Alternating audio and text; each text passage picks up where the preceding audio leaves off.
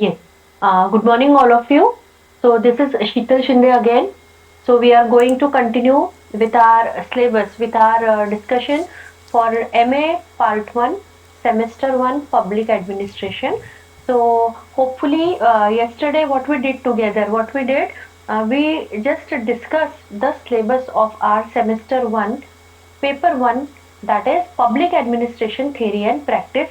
As I told you, yes, the paper is divided into 5 units and yesterday only we have discussed unit number 1. जैसे कि मैंने आपको बताया हम semester 1 प्रथम वर्ष सेमेस्टर 1 के लिए काम कर रहे हैं साथ में। और ये जो पहला पेपर है इसमें 5 इकाइयां हैं, 5 यूनिट है।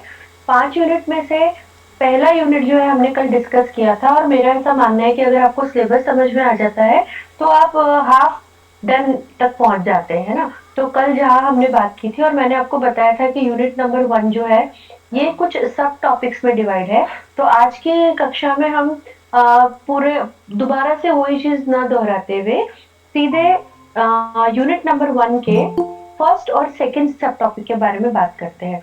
तो देखिए, जैसे मैंने आपको कल बताया था क्लास में कि यूनिट नंबर 1 का पहला सब टॉपिक है meaning, nature, scope and significance of public administration. यानी देखिए, लोक प्रशासन, पब्लिक एडमिनिस्ट्रेशन यानी पब्लिक प्लस एडमिनिस्ट्रेशन। लोक प्रशासन का अर्थ, नेचर यानी प्रकृति, स्कोप यानी क्षेत्र और सिग्निफिकेंस यानी महत्व। तो हमें यूनिट नंबर 1 के पहले इंपॉर्टेंट जो पॉइंट है, पहला इंपॉर्टेंट जो सब टॉपिक है, उस पे वार्षिक परीक्षा में एक 20 मार्क के लिए कंबाइंड क्वेश्चन बनता है जिसमें आप जो है लोक प्रशासन का अर्थ, क्षेत्र, व्याप्ति और महत्व को स्पष्ट कीजिए। तो अगर हम 20 मार्क के लिए प्रश्न तैयार करते हैं तो हमें इन चारों मुद्दों पे जो है वो थोड़ी चर्चा करना आवश्यक है। और इस तरह से जो स्टडी मटेरियल रहेगा, जो हम जिस किताब में से हम ये सब चीजें पढ़ने वाले हैं, उसमें आपको ये चारों चीजें एक साथ लेनी होंगी। तो चलिए शुरुआत करते हैं। Meaning, nature, scope and significance of public administration. तो मैं आपको गाइड करने की कोशिश करूंगी। मीनिंग यानी अर्थ। तो public administration, this is the name of our paper. और अगर हम हिंदी में देखते हैं तो इसका अर्थ है लोक प्रशासन। यस, लोक प्लस प्रशासन, पब्लिक एडमिनिस्ट्रेशन मीन्स लोक प्रशासन। अब देखिए, लोक, लोक यानी लोग, लोग यानी कौन। सो ये जो लोक शब्द है, लोग शब्द है, यह सार्वजनिकता का सूचक है ना। ऐसा प्रशासन जो कि सार्वजनिक हिताय को ध्यान में रखते हुए किया जाता है उसे लोक प्रशासन किया जाता है।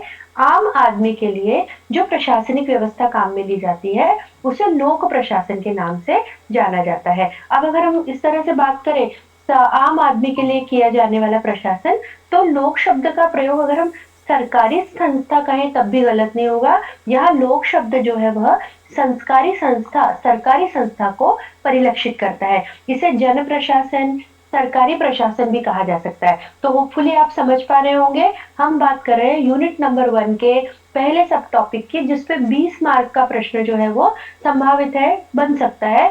वो है लोक प्रशासन, पब्लिक एडमिनिस्ट्रेशन का अर्थ, क्षेत्र, व्याप्ति और महत्व स्पष्ट कीजिए। तो अगर हम सीधे बात करेंगे तो लोक प्रशासन का अर्थ, जैसे कि मैंने आपको बताया, लोगों के लिए प्रशासन या सार्वजनिक प्रशासन। देखिए, प्रशासन दो तरह का हो सकता है, एक है सार्वजनिक प्रशासन और एक होता है निजी प्रशासन। तो सार्वजनिक प्रशासन यानी क्या, for example government of India.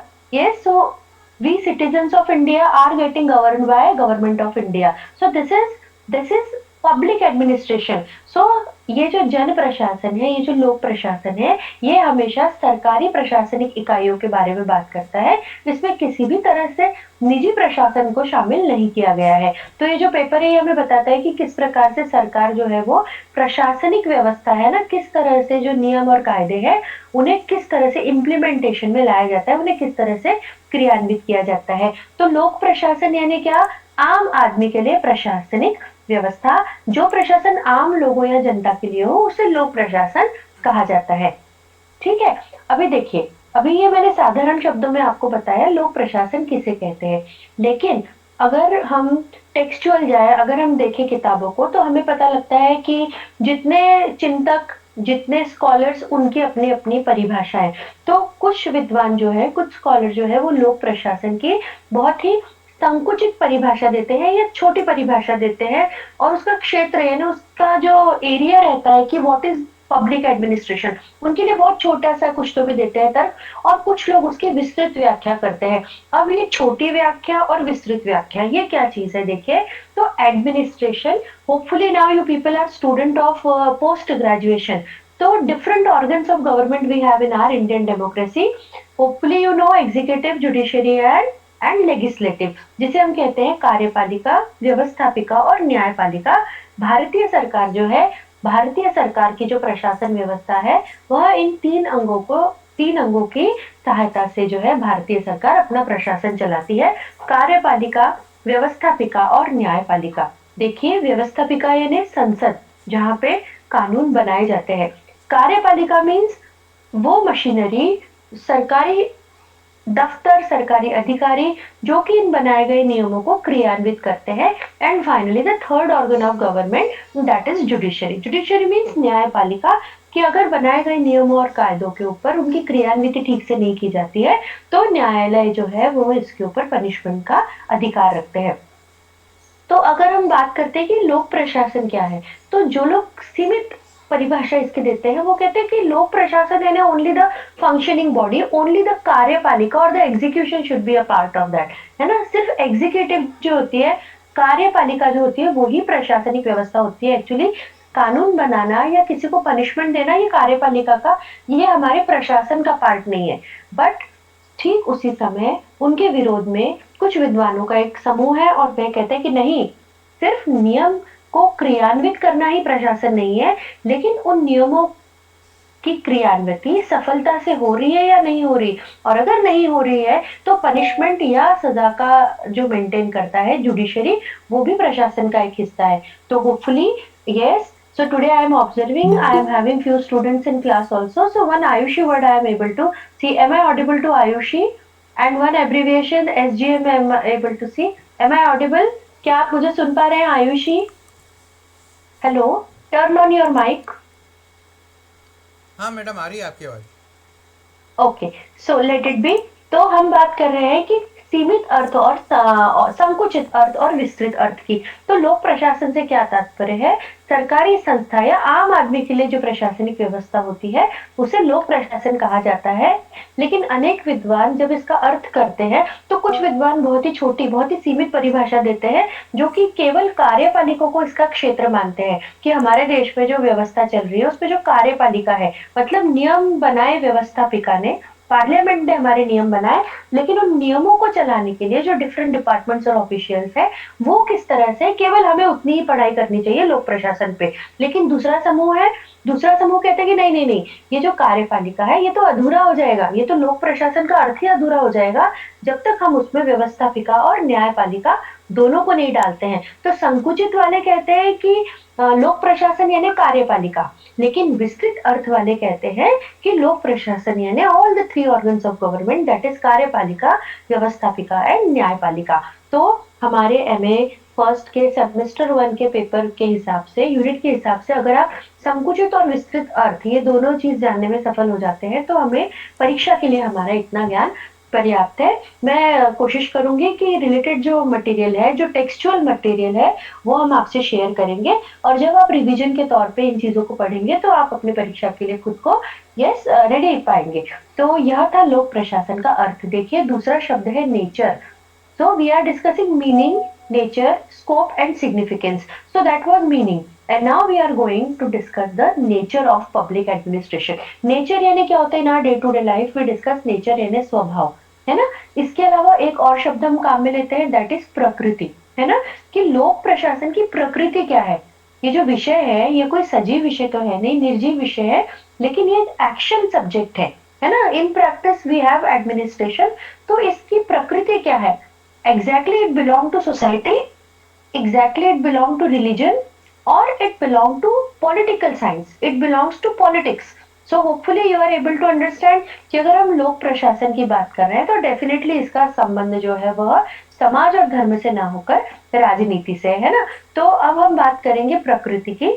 तो अगर हम देखते हैं कि अलग अलग विचारक हैं जो कि लोक प्रशासन से संबंधित बातों, जिनके आधार पे हम लोक प्रशासन से संबंधित विभिन्न अवधारणाओं को डिस्कस करते हैं। अगर हम प्रकृति की बात करते हैं तो लोक प्रशासन की प्रकृति या नेचर के लिए दो विभिन्न धारणाएं जो है वो आपको मिलेंगी, अलग अलग समूह है विचारकों का।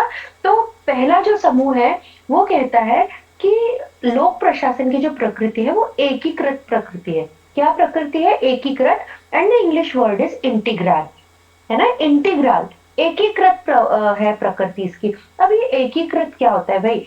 और दूसरा समूह कहते हैं कि नहीं नहीं नहीं, ये लोक प्रशासन की जो प्रकृति है वो एकीकृत ना होकर ये प्रबंधकीय है, प्रबंधन की प्रवृत्ति है। तो हो सकता है सुनने में पहली बार आपको ये दो शब्द थोड़े जटिल लग रहे होंगे, लेकिन मैं कोशिश करूंगी आपको बताने की।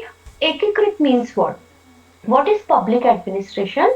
तो जब हम किसी निश्चित लक्ष्य की प्राप्ति के लिए, जब हम किसी निश्चित लक्ष्य की प्राप्ति के लिए कुछ क्रियाएं करते हैं तो उसे प्रशासन कहते हैं। फॉर एग्जाम्पल देखा जाए तो देखिए, अगर हमें कोई फैमिली प्रोग्राम करना है, हमने एक तारीख तय कर ली कि आज 18 जनवरी है और आने वाली 28 जनवरी को हम एक कार्यक्रम करेंगे, है ना। तो उसके लिए जो हम प्लानिंग करते हैं, right from today this moment till 28th of January, तो उस कार्यक्रम को सक्सेसफुल बनाने के लिए हम जितने लोगों से मिलते हैं, जितने लोगों से जो बातें करते हैं ना, जिस तरह से उसकी व्यवस्थाओं को चेक करते हैं और फाइनली वो काम पूरा करते हैं, तो वो एक एक व्यवस्था है, एक प्रशासन है, एक प्लान्ड एक्टिविटी है। तो ये जो एकीकृत नेचर वाले लोग हैं वो कहते हैं कि अरे ये जो लोक प्रशासन है ना, ये कोई बहुत बड़ी बात नहीं है। एक एग्जैक्ट एक जो है एक टारगेट फिक्स करते हैं और टारगेट के ऊपर काम करने के लिए पूरी मशीनरी लगती है कि भाई हमें अमरावती की जो जनता है इन्हें अनुशासित रखना है। तो इस टारगेट को प्राप्त करने के लिए जो जो भी व्यवस्थाएं की जाएंगी, police department, communication department, public welfare department, तो इन सबसे जो संवाद साधा जाएगा उस सभी को क्या कहा जाएगा? प्रशासन। प्रशासन किस बात के लिए? कि अमरावती में हमें लॉ एंड ऑर्डर बनाए रखना है। ओके, तो हम बात कर रहे हैं लोक प्रशासन या पब्लिक एडमिनिस्ट्रेशन की क्या प्रकृति है, what is the nature of it. So first word we have that is एकीकृत प्रशासन। कैसा प्रशासन है? एकीकृत, कि निश्चित लक्ष्य को पाने के लिए ही जो है वो क्रियाएं संपादित की जाएंगी। ओके, तो कृपया ज्यादा, अगर देखिए कोई भी चीज हम पहली बार सुनते हैं तो हमें सुनने में कठिन लगती है ना, लेकिन जब हम उसको एग्जाम्पल से क्लैरिफाई करने की कोशिश करते हैं तो थोड़ा सा सरल लगता है। और जब आप रीडिंग करेंगे, when I will provide that text to you, at that time it will be more easy for you people to understand, and definitely the notes will be there in Hindi only. Okay, so please don't worry with this first note कि what is the nature of public administration, इसकी प्रकृति क्या है। तो पहला शब्द हमने देखा कि कुछ विद्वान कहते हैं कि इसकी प्रकृति एकीकृत है और कुछ विद्वान कहते हैं कि इसकी प्रकृति जो है वो प्रबंधकीय है। तब एकीकृत वाले कहते हैं कि एक टारगेट है और उस टारगेट को पॉसिबल करने के लिए जो जो व्यवस्था हम करते हैं वो लोक प्रशासन है, वो प्रशासन है। लेकिन जो प्रबंधकीय वाले लोग हैं वो कहते हैं कि ये संकुचित नहीं है। एक्चुअली लोक प्रशासन जीवन का ही एक भाग है जो कि हमारे जन्म में से ही शुरू हो जाता है ना। तो फिर से एकीकृत के अंदर संकुचित है और प्रबंधकीय के अंदर विस्तृत जो है वो लोक प्रशासन का प्रकृति को बताया गया है। तो हम बात कर रहे हैं यूनिट नंबर 1, टॉपिक नंबर 1, जिसमें 4 शब्द दिए हुए हैं। लोक प्रशासन का अर्थ, लोक प्रशासन की प्रकृति। अर्थ हमने समझा, अर्थ भी संकुचित, सीमित और विस्तृत था अर्थ। इसके बाद हमने प्रकृति की बात की, प्रकृति की बात भी हमने दो एंगल से करी, सीमित प्रकृति, सीमित एंगल से, और एक जो है वो विस्तृत एंगल से। इसके लिए हमने दो शब्द काम में लिए, एकीकृत प्रकृति और प्रबंधकीय प्रकृति। अगर आप नोट नहीं भी करेंगे तो I will make you this things available, जहां पे आपको ये शब्द बहुत ही क्लियर समझ में आएंगे। ओके, अब हम बात करते हैं क्षेत्र की। कृपया ध्यान दें, हम लोग डिस्कस कर रहे हैं 4 शब्द, अर्थ, अर्थ, प्रकृति, क्षेत्र और महत्व। अब हम तीसरी जो बात करने जा रहे हैं वो है लोक प्रशासन के क्षेत्र के बारे में। क्षेत्र, देखिए हमारे पास एक इंग्लिश शब्द रहता है एरिया, है ना। क्षेत्र को इंग्लिश में क्या कहा जाता है? एरिया। तो ये जो लोक प्रशासन जो विषय है इसका क्षेत्र क्या है? इसका क्षेत्र क्या है? अब क्षेत्र यानी एरिया। अब एरिया का मतलब किसी फिजिकल यूनिट से नहीं है, किसी जमीन से नहीं है, but actually public administration subject के अंदर कौन कौन सी बातें जो है इसके अंदर आती है ना। तो पब्लिक एडमिनिस्ट्रेशन का क्षेत्र क्या है?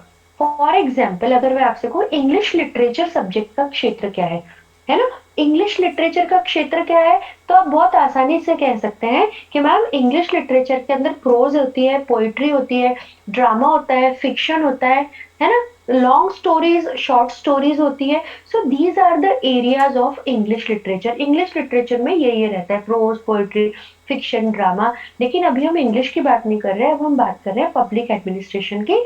तो पब्लिक एडमिनिस्ट्रेशन का एरिया क्या होता है, देखिए अब हमने जो पहले पढ़ा वो सेम पॉइंट हम इस पे बात कर सकते हैं। नंबर वन, संकुचित दृष्टिकोण कहता है कि लोक प्रशासन का जो क्षेत्र है वो बहुत सीमित रहता है और उसमें सिर्फ कार्यपालिका को ही पढ़ा जाना चाहिए। ठीक है, कि कैसे जो है नियम और कायदे इम्प्लीमेंट होते हैं, ये अलग अलग डिपार्टमेंट्स कौन से हैं, इलेक्शन डिपार्टमेंट कौन सा है ना। दूसरा जो दृष्टिकोण है क्षेत्र का, वो कहते हैं नहीं नहीं नहीं, सिर्फ कार्यपालिका पढ़ के काम नहीं चलेगा, आपको कानून कैसे बनाए जाते हैं, उसका इम्प्लीमेंटेशन कैसे होता है, और उसको न मानने पर उसके लिए सजा किस तरह से दी जाती है, ये सब चीजें भी लोक प्रशासन में पढ़ी जानी चाहिए। ओके, अब ये जो तीसरा दृष्टिकोण है ये थोड़ा सा शायद आप पहली बार ही सुनेंगे और हो सकता है थोड़ा क्लिष्ट लगे, तो ध्यान दीजिए। हम बात कर रहे हैं लोक प्रशासन के क्षेत्र की, कि लोक प्रशासन यानी क्या क्या क्या आता है लोक प्रशासन में। तो पहला संकुचित दृष्टिकोण कहता है कार्यपालिका, विस्तृत दृष्टिकोण कहता है कि नहीं, व्यवस्थापिका, कार्यपालिका और न्यायपालिका तीनों। लेकिन अब ये जो तीसरा दृष्टिकोण है उसे कहा जाता है पोस्ट टू कॉर्प दृष्टिकोण। क्या कहा जाता है, पोस्ट टू कॉर्प। अब ये शब्द सुनने में आपने सुन लिया, but you people don't have that text कि what is this word ma'am is pronouncing. Okay, so listen carefully, please do not worry, it's a small abbreviation like POSDCORP.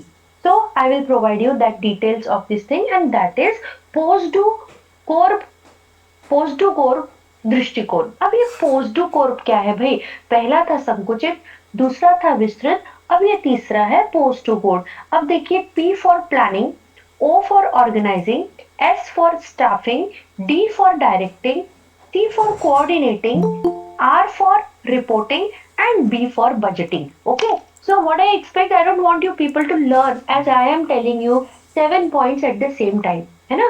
तो ये जो 7 पॉइंट मैं आपको बता रही हूँ, मेरा ये कहना नहीं है कि आप पहली बार ही सुने और आपको पूरा याद हो जाएगा, है ना, बट एटलीस्ट हम एक फ्रेम बना सकते हैं कि हमें किस तरह से इस विषय की तैयारी करनी है। हम बात कर रहे हैं यूनिट नंबर 1 के पॉइंट नंबर 1 की, in which meaning, nature, scope and significance we people are discussing.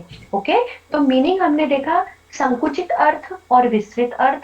Nature, nature यानी प्रकृति, हमने देखे संकुचित अर्थ और विस्तृत अर्थ। प्रकृति हमने देखी कि प्रकृति कहती है कि एकीकृत है लोक प्रशासन, दूसरा ग्रुप कहता है कि नहीं नहीं, लोक प्रशासन जो है उसकी प्रकृति एकीकृत नहीं है, ये तो प्रबंधकीय प्रकृति का है। और फिर हमने बात की लोक प्रशासन के क्षेत्र के बारे में, कि जिस प्रकार इंग्लिश लिटरेचर के अंदर सब्जेक्ट हमें पता रहता है, prose, poetry, fiction, drama, versus etcetera, in the same way लोक प्रशासन का क्षेत्र, उसका जो एरिया है वो भी हम डिस्कस कर सकते हैं। और उसका क्या क्षेत्र है, इस संबंध में हमारे पास 6 अलग अलग दृष्टिकोण है। कितने दृष्टिकोण है हमारे पास, अलग अलग, हमारे पास अलग अलग 6 दृष्टिकोण है। किस चीज को जानने के लिए, कि लोक प्रशासन का क्षेत्र क्या है, कि एग्जैक्टली लोक प्रशासन में क्या क्या आता है। तो पहला कहता है कि संकुचित आता है लोक प्रशासन, only legislature, only that implication of laws we should discuss, कार्यपालिका को हमें डिस्कस करना चाहिए। दूसरा दृष्टिकोण जो है वो विस्तृत दृष्टिकोण है, और विस्तृत दृष्टिकोण कहता है कि नहीं, सिर्फ कार्यपालिका को पढ़कर काम नहीं चलेगा, at the same time we need to discuss about legislature and judiciary also. उसी समय हमें व्यवस्थापिका और न्यायपालिका को भी पढ़ना पड़ेगा, तभी हमें समझ में आएगा कि लोक प्रशासन क्या है। अब ये जो तीसरा दृष्टिकोण है, इस दृष्टिकोण का मैंने आपको बताया, इसे पोस्ट इसे पोस्ट कोर्प कोर्प दृष्टिकोण भी कहा जाता है, पोस्ट कोर्प। अब ये पोस्ट कोर्प भी कोई शब्द ना होकर, it is just an abbreviation, it is a combination of POSD post, POSD post, CORP corp, post corp. Up now, what is this post corp? As I told you, P for planning, O for organizing, S for staffing, D for directing, R for reporting, and finally B for budgeting. Okay, so it's a combination of 7 elements है ना, 7 बातें मिलके जो चीज बनती है उसे क्या कहा जाता है, उसे लोक प्रशासन कहा जाता है। तो प्लीज आप घबराए ना, क्योंकि पहली बार सुनकर ये चीज याद होना पॉसिबल नहीं है, but I will try to share these details with you as soon as a possible, so that जितना जल्दी आप ये रीड कर पाएंगे उतना जल्दी ये चीज आपको समझ में आएगी। अब चौथा जो है वो है लोक कल्याणकारी दृष्टिकोण, है ना, हम बात कर रहे हैं लोक प्रशासन क्षेत्र के बारे में, और इससे संबंधित 6 दृष्टिकोण लोगों ने दिए हैं कि लोक प्रशासन क्या होता है, उसमें क्या क्या पढ़ा जाना चाहिए। तो एक समूह है विद्वानों का, उनका कहना है कि लोक प्रशासन का जो क्षेत्र है वो सभी लोक कल्याणकारी कार्य जो है वो लोक प्रशासन में आते हैं, जो कि लोगों की भलाई के लिए किए जाते हैं ना। चाहे वो काम अब किसी विशेष विभाग द्वारा किए जा रहे हो, या उससे संबंधित कोई सरकारी नीतियां हो, या उन नीतियों का क्रियान्वयन हो, ये सब बातें जो है हमें किसमें पढ़नी चाहिए, लोक प्रशासन में पढ़नी चाहिए, है ना। तो ये सब बातें हमें लोक प्रशासन में पढ़नी चाहिए, ऐसा एक विद्वानों का समूह है, उनका कहना है। तो ये जो चौथा समूह है विद्वानों का, इसे लोक कल्याणकारी समूह कहा जाता है। क्या कहा जाता है इसे, लोक कल्याणकारी दृष्टिकोण। What it, so four four different, 4 अलग अलग दृष्टिकोण जो है हमने देखे लोक प्रशासन के क्षेत्र के संबंध में। नंबर 1 व्यापक दृष्टिकोण, नंबर 2 संकुचित दृष्टिकोण, number 3 this is POSDCORB दृष्टिकोण, नंबर 4 लोक कल्याणकारी दृष्टिकोण, एंड फाइनली वन मोर दृष्टिकोण we have with our abbreviation, and that is POCCC दृष्टिकोण। अब ये क्या चीज है भाई, पोकोक, जैसे हमने बोला था POSDCORB, in the same way POCCC, it is nothing but PO CCC, POCCC. This is POCOC. Yes, now what is this? Again, P for planning, O for organizing, C for commanding, next C for coordinating, and finally the last C is there for controlling. So this is POCOC दृष्टिकोण। ये दृष्टिकोण कहता है कि प्रशासन यानी कोई कार्यपालिका, व्यवस्थापिका या न्यायपालिका नहीं है।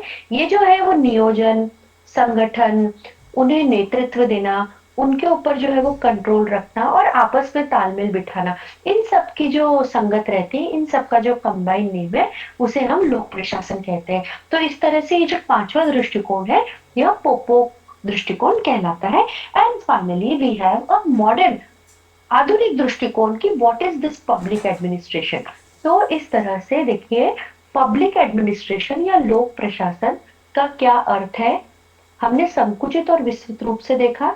लोक प्रशासन का की प्रकृति क्या है, तो हमने देखा कुछ लोग कहते हैं कि लोक प्रशासन की जो नेचर है, इसकी जो प्रकृति है वो एकीकृत है, वही दूसरा समूह कहता है कि नहीं, लोक प्रशासन की जो प्रकृति है वो एकीकृत नहीं है, यह प्रबंधकीय है। तो जैसा मैंने आपको बताया, एकीकृत निश्चित लक्ष्य पाने के लिए संपादित की गई क्रियाएं हैं वो एकीकृत कहलाती है, लेकिन प्रबंधकीय यानी जिस क्षण किसी काम को करने का विचार हमारे दिमाग में आता है तो उस कार्य के निष्पादन तक जितनी क्रियाएं की जाती है उसे प्रबंधकीय कहा जाता है। तो ये जो लोक प्रशासन है इसका जो स्वभाव है, इसका जो प्रकृति है वो कैसी है, right from A to Z all the things are there a part of public administration. इसके बाद हमने बात शुरू करी कि लोक प्रशासन का क्षेत्र क्या है। मैंने आपको बताया कि विभिन्न विद्वानों ने अपने अपने तरह से अलग अलग तरह से इसे बताया और बहुत ही विस्तृत तरीके से बताया, लेकिन हमने इन अलग अलग विचारों को 6 भागों में बांटा, 6 अलग अलग दृष्टिकोणों में हाईलाइट किया। वो है व्यापक दृष्टिकोण, संकुचित दृष्टिकोण, नेक्स्ट है पोस्ट कर्व दृष्टिकोण, लोक कल्याणकारी दृष्टिकोण, पोकोक दृष्टिकोण और फाइनली आधुनिक दृष्टिकोण। So hopefully we people are enjoying the first sub topic of our lesson, that is meaning, nature, scope, and significance of public administration. Now the word significance. Significance यानी क्या होता है, महत्व, importance of our subject. So what is the importance of public administration? Public administration का क्या importance है कि public administration की पढ़ाई करने से ना केवल हम इसके व्यापक रूप को जान सकते हैं, है ना, like A to Z what things are required for a success of any administration, किसी भी शासन को सफल बनाने के लिए किन किन बातों का होना चाहिए, ये हमें लोक प्रशासन की पढ़ाई करके समझ में आता है ना। So hopefully you people are doing good with the first subtopic for our discussion. That was meaning, nature, scope, and significance of public administration. And I will give you some written notes in Hindi so that you people can prepare for your examination also. Okay. So now I just want to start our discussion for the second subtopic. As we know, we are having a very limited time. We are having some time limitations now. So accordingly, I am here to guide you ki how to prepare for this topic, and I am just giving you the guidelines. है ना, with the help of printed textual material you people will get more confident कि हाँ हमने हमें ये पढ़ना है इस टॉपिक के लिए. Okay. And now the next thing in our unit number 1, that is second subtopic, and the name is Woodrow Wilson. Please pay attention. Now we are going to discuss the second subtopic. Pay attention. It was first unit number 1, topic number 1, it was meaning, nature, scope, and significance. And now we are going to discuss the second part or the second subtopic of our unit number 1, and that is Woodrow Wilson. So what is this word Woodrow Wilson? Woodrow Wilson हमारे syllabus में लिखा है Woodrow Wilson's vision of public administration. What is written in our syllabus? It is written Woodrow Wilson vision of public administration. So now pay attention. अभी ये कहता है कि Woodrow Wilson कौन है? So he was a great American scholar. Who was Woodrow Wilson? Woodrow Wilson was a great American scholar. ये एक बहुत ही महान अमेरिका का विद्वान था, है ना? So see, we have to commit this thing कि अमेरिका जो है वो शुरुआत से ही विकसित देशों की श्रेणी में रहा है ना? जैसे भारत कौन सी श्रेणी में आता है? विकासशील, है ना? अफ्रीका किस में आता है? अंडर डेवलपमेंट, है ना? तो अमेरिका जो है वो शुरू से ही एक लंबे समय से विकसित राष्ट्रों की श्रेणी में आता है. तो विकसित राष्ट्रों की श्रेणी में आते हुए अमेरिका के अंदर जो रूल्स एंड रेगुलेशंस है, जो एडमिनिस्ट्रेशन सिस्टम है, definitely it is better than other parts of the world. So for the first time in this field of public administration, we are going to discuss one name, and that is Woodrow Wilson. He was a great scholar. वो एक बहुत ही महान विद्वान था और राजनीति सिद्धांत और राजनीति से संबंधित बातों को लेकर उसे बहुत माना जाता था. अगर कहा जाए कि वुड्रो विल्सन जो है उसे पब्लिक एडमिनिस्ट्रेशन का जनक है, तब भी अतिशयोक्ति नहीं होगी, है ना? हर इतिहास का, जैसे इतिहास के जो जनक है वो किसे माना जाता है? फॉर एग्जाम्पल इतिहास के जनक है हेरोडोटस, है ना? इन द सेम वे इतिहास की तरह ही अगर हम देखें कि ये लोक प्रशासन विषय को सबसे पहली बार इंट्रोड्यूस किसने किया, लोक प्रशासन के लिए सबसे पहले जो है वो किसने किया, तो वो नाम हमारे सामने आता है वुड्रो विल्सन ने. अब वुड्रो विल्सन ने ये कैसे जाहिर किया कि लोक प्रशासन भी पढ़ा जाना चाहिए, है ना? लोगों को कैसे शासित रखा जाए, how to make people in discipline, this thing also need to study. इसको पढ़ना बहुत जरूरी है. तो इसके लिए एक रेफरेंस दिया जाता है. He was a great writer also. So what he did, उन्होंने एक आर्टिकल लिखा, है ना? और उस जर्नल का नाम था पॉलिटिकल साइंस क्वार्टरली, है ना? पहले जैसे आज हमारे त्रैमासिक, 6 मासिक, वार्षिक अंक निकलते हैं, साल में एक बार छपता है, 6 महीने में एक बार, 3 महीने में एक बार, महीने में एक बार, है ना? तो इसी तरह से क्वार्टरली 3 महीने में छपने वाला एक जर्नल था और उसका नाम था पॉलिटिकल साइंस क्वार्टरली. अब उन्होंने इस तरह के जर्नल्स में बहुत ही लोग अपने अपने जो है वो राइटिंग्स जो है, अपने जो लेखन कार्य है उसे शेयर करते हैं. तो वुड्रो विल्सन ने इस मैगजीन में, इस जर्नल में, जो कि 1887 में पब्लिश होता था. देखिए थोड़ा सा एक सेकेंड पॉज लीजिए. The name, the year, it is 1887, है ना? Today we are in 2023. So it was in 1887. तो वुड्रो विल्सन ने अपना एक आर्टिकल जो है इस जर्नल में शेयर किया, and it was the study of administration. What was the name of article? It was the study of administration, है ना? और जब लोगों ने इसे पढ़ा कि the study of administration, तो उन्हें लगा अरे एडमिनिस्ट्रेशन भी कोई पढ़ने की चीज होती है ना? Rulers are ruling, common people are getting ruled, राजा राज कर रहा है और सामान्य जनता शासित हो रही है, इसमें कौन सी बड़ी बात है? But no, Woodrow Wilson was there to tell for the first time कि how the ruler should be, है ना? What should be the administrative, what is good for people and what is bad for people. So for the first time Woodrow Wilson was the person who introduced the study of administration, and today what word we use for the study of administration? That is public administration. Got it? Yes? Okay. तो अब हम आगे चलते हैं. देखिए America में Woodrow Wilson एक American था, है ना। और जब उन्होंने ये जर्नल लिखा, जब अपना आर्टिकल उन्होंने पब्लिश किया, उस समय अमेरिका के जो प्रेसिडेंट थे वो थे Andrew Jackson. What was the name of American president who was contemporary of Woodrow Wilson? It was Andrew Jackson. Okay. अब एंड्रयू जैक्सन जो थे, उन्होंने भी देखा कि अरे, Woodrow Wilson and his writings are getting too much popular. अरे ये तो बहुत ही पॉपुलर हो रहा है, और ये क्या नई चीज पढ़ रहा है, क्या पढ़ा रहा है, ये क्या लिख रहा है about administration. So at that time in America a very big, a very bad social practice was there. एक बहुत ही बुरी सोशल प्रैक्टिस थी, और वहां पे लूट मार मची थी। हम कहाँ की बात कर रहे हैं? हम बात कर रहे हैं अमेरिका की। कि जो भी प्रशासनिक व्यवस्था उस समय थी, जब वहां के जो प्रेसिडेंट थे वो एंड्रू जैक्सन थे। See it was in 1887। तो बहुत ही लूटमारी वाली थी व्यवस्था। लूटमारी की व्यवस्था यानी प्रशासन सामान्य जनता से जो अलग अलग तरह के कर वसूल करता था, सामान्य जनता के लिए उसकी जो नीतियां थी, है ना। तो ये सब बातें जो है वह जो है वो संतोषजनक नहीं थी, है ना।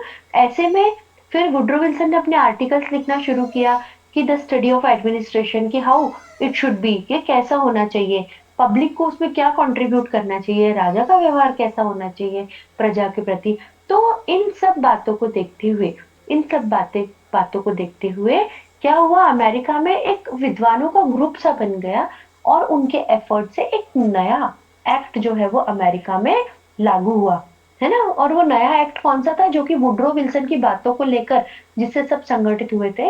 इस एक्ट का नाम था लोक सेवा सुधार अधिनियम। What was the name of act? लोक सेवा सुधार अधिनियम। कि लोग जो लोगों की सेवा के लिए जो प्रशासनिक अधिकारी है, उनका चुनाव किस तरह से होगा, है ना। वो किसके अंडर में काम करेंगे, उन्हें किस प्रकार से नियम और कायदों में रहकर काम करना पड़ेगा।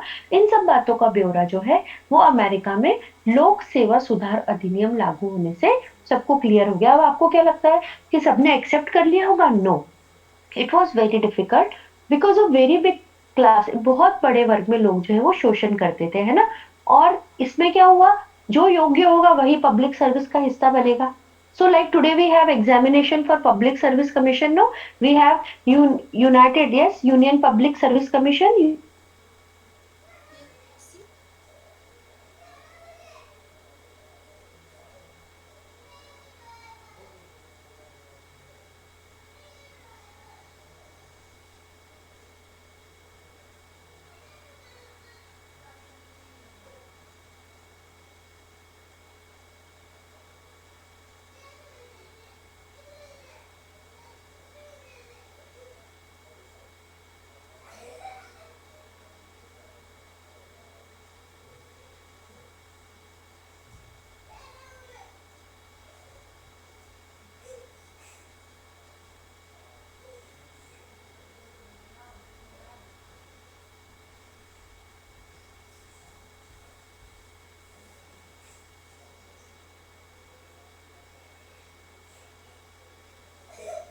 दोनों चुप रहना हो।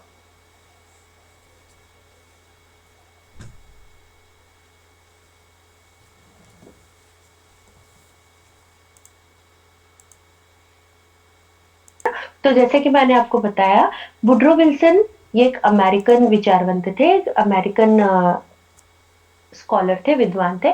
और इन्होंने पहली बार अपने एक आर्टिकल से लोगों को बताया कि अरे ये जो प्रशासन है इस पे भी बात की जा सकती है ना। द स्टडी ऑफ एडमिनिस्ट्रेशन, इसका तो अभ्यास किया जाना चाहिए, क्योंकि प्रशासन एक ऐसी चीज है जिसकी वजह से जो है सामान्य जनता जो है उसके ऊपर शासन किया जाता है। और अगर ये प्रशासन अच्छी तरह से किया जाता है तो जो प्रशासन करने वाला होता है वो एक लंबे समय तक जो है प्रशासक की भूमिका निभा सकता है। लेकिन अगर यही प्रशासन जो है वो ठीक तरीके से ना किया जाए, तो ये जो प्रशासक वर्ग है उसे अनेक कठिनाइयों का सामना करना पड़ सकता है। So the study of administration, ये जो है वुड्रो विल्सन के जो है आर्टिकल का नाम था, जो कि उन्होंने पॉलिटिकल साइंस क्वार्टरली के अंदर लिखा था। और इसकी वजह से, इससे प्रेरित होकर क्या हुआ था, अमेरिका में एक लोक सेवा सुधार अधिनियम आ गया था, जिसका क्या था कि अगर आप योग्य हैं तभी आप प्रशासन का हिस्सा बनेंगे। जैसे आज हम बहुत अलग अलग तरह की परीक्षाएं देते हैं, पब्लिक सर्विस कमीशन, लोक सेवा आयोग के लिए। इन the same way, for the first time examination for public service commissions were there to be commend there in America, and it was a result of Woodrow Wilson and his writing. उनके लेख का क्या नाम था? The study of administration. So hopefully आप समझ रहे हैं कि ये वुड्रो विल्सन को हमारे लोक प्रशासन के पेपर में पहले ही यूनिट में क्यों स्थान मिला है, क्योंकि इन्हें लोक प्रशासन का पिता माना जाता है, इन्हें लोक प्रशासन विषय का जनक माना जाता है, क्योंकि पहली बार इन्होंने ये कहा कि अरे लोक प्रशासन सिर्फ महसूस करने की चीज नहीं है, प्रशासन सिर्फ रहने की चीज नहीं है, बट एक्चुअली उस पर चर्चा की जानी चाहिए, इसका अध्ययन किया जाना चाहिए, क्योंकि अगर लोक प्रशासन अच्छा है तो एक लंबे समय तक जो है विकास के पथ पे आगे बढ़ा जा सकता है। लेकिन अगर प्रशासन अच्छा नहीं है तो ये किसी भी प्रशासनिक व्यवस्था के लिए जो है वो धराशायी करने के लिए योग्य है। तो इस तरह से वुड्रो विल्सन जो है हमारे इसमें बहुत ज्यादा महत्व रखते हैं। देखिए हमारे सिलेबस में एक लाइन है, Woodrow Wilson vision of public administration, है ना। Woodrow Wilson vision of public administration, लोक प्रशासन को लेकर उनका क्या कहना था, उनका क्या दृष्टिकोण था। तो हम समरी करेंगे कि उनके दो बातें बहुत इंपॉर्टेंट थी। नंबर वन, संविधान बनाना बहुत आसान है। देखिए वुड्रो विल्सन क्या कहता है, it is really very easy to make a constitution, but actually what is difficult, the implementation of that constitution, है ना। वी आर डिस्कसिंग कि what was Woodrow Wilson's vision of public administration, लोक प्रशासन को लेकर वुड्रो विल्सन के क्या मत थे। तो पहला मत था कि संविधान बनाना आसान है, लेकिन उसकी क्रियान्विति जो है वो बहुत मुश्किल है। अब उन्होंने ऐसा क्यों कहा, क्योंकि अक्सर संविधान बनाते समय बहुत से नियम और कायदे जो है उसमें लिखे जाते हैं कि हमारा जीवन, हमारा देश इन नियमों के चलते, इन नियमों के हिसाब से चलेगा, है ना। लेकिन जब इम्प्लीमेंटेशन होता है, प्रैक्टिकली जब उन नियम और कायदों पे चलने की कोशिश की जाती है, तो it is very difficult for a very big number of people, है ना। तो उन्होंने कहा कि लोक प्रशासन जो है, ये जो है पब्लिक एडमिनिस्ट्रेशन है, ये इसका इसकी क्रियान्विति बहुत कठिन है, इसको पढ़ना बहुत आसान है, नियम कायदे, प्रशासन के नियम कायदे बनाना बहुत आसान है, लेकिन पहला विचार था कि इसकी क्रियान्विति जो है वो बहुत कठिन है। किसकी क्रियान्विति बहुत कठिन है? लोक प्रशासन की या प्रशासनिक व्यवस्था की क्रियान्विति जो है वो बहुत कठिन है। दूसरा, वुड्रो विल्सन ने कहा कि ये जो प्रशासन है, प्रशासन और राजनीति, है ना, इन दोनों को हमेशा अलग अलग रखना चाहिए, है ना। हम क्या डिस्कस कर रहे हैं, हम डिस्कस कर रहे हैं कि वुड्रो विल्सन जो है उनके लोक प्रशासन को लेकर क्या ख्याल थे। तो उनका पहला ख्याल था, उनका पहला विचार था कि लोक प्रशासन की क्रियान्विति बहुत डिफिकल्ट है। प्रशासनिक व्यवस्था बनाना आसान है, प्रशासन पे बातें करना आसान है, लेकिन इसका जो इम्प्लीमेंटेशन होता है ये बहुत ही कठिन है, और वो भी डाइवर्स कल्चर पीपल, एक देश जहाँ पे अलग अलग धर्म और समुदाय के लोग रहते हैं, उनके अलग अलग रीति रिवाज और संस्कार होते हैं। ऐसे में प्रशासनिक व्यवस्था, एक प्रशासनिक व्यवस्था से विभिन्न समुदायों को चलाना बहुत कठिन है। ये उनका पहला ख्याल था। उनका दूसरा विचार था कि प्रशासन और राजनीति को जो है वो हमेशा अलग अलग रखा जाना चाहिए, और किताबों में इसे कहा गया है प्रशासन राजनीति द्वैत भाव, है ना। देखिए ध्यान से, प्रशासन राजनीति द्वैत भाव, इंग्लिश में कहा जाता है एडमिनिस्ट्रेशन पॉलिटिक डिक्टोनॉमी, है ना। Administration politic dichotomy, okay. अब ये जो डिकोटॉमी वर्ड है ये है द्वैत भाव, है ना। तो आप पहली बार सुन रहे हैं अगर, तो आप घबराए ना, क्योंकि अगर हम इस विषय पे और चर्चा करेंगे, जब आप इस चीज को रीड करेंगे तो ये चीज आपके लिए और भी आसान हो जाएगी, है ना। तो अब ध्यान केंद्रित कीजिए, हमने आज की क्लास में किस विषय पे बात की। हमने बात की semester one, MA semester one, unit number one की फर्स्ट और सेकंड सब टॉपिक पे हमने बात की। फर्स्ट सब टॉपिक पे 20 मार्क का प्रश्न बन सकता है। इवन सेकंड सब टॉपिक, पहला सब टॉपिक क्या है, लोक प्रशासन का अर्थ, प्रकृति, क्षेत्र और महत्व को स्पष्ट कीजिए। मैं चाहूंगी कि हमेशा आप अपने जो सिलेबस है उसकी एक प्रिंट आउट निकाल लें, ऑनलाइन या सिर्फ स्क्रीन से काम ना चलाए, so that you people will feel more confident कि यहाँ हमने ये पढ़ा है। आप उसे पेंसिल से अंडरलाइन कर सकते हैं, किस चीज को सर्च करना है उसे आइडेंटिफाई कर सकते हैं। So the first action to the preparation of your final examination should starts with the taking printouts of your syllabus and make your people aware कि what is given in syllabus. So point number one, लोक प्रशासन का अर्थ, स्वरूप, क्षेत्र और महत्व। सब topic number two, Woodrow Wilson. So who was Woodrow Wilson, है ना। Who was Woodrow Wilson?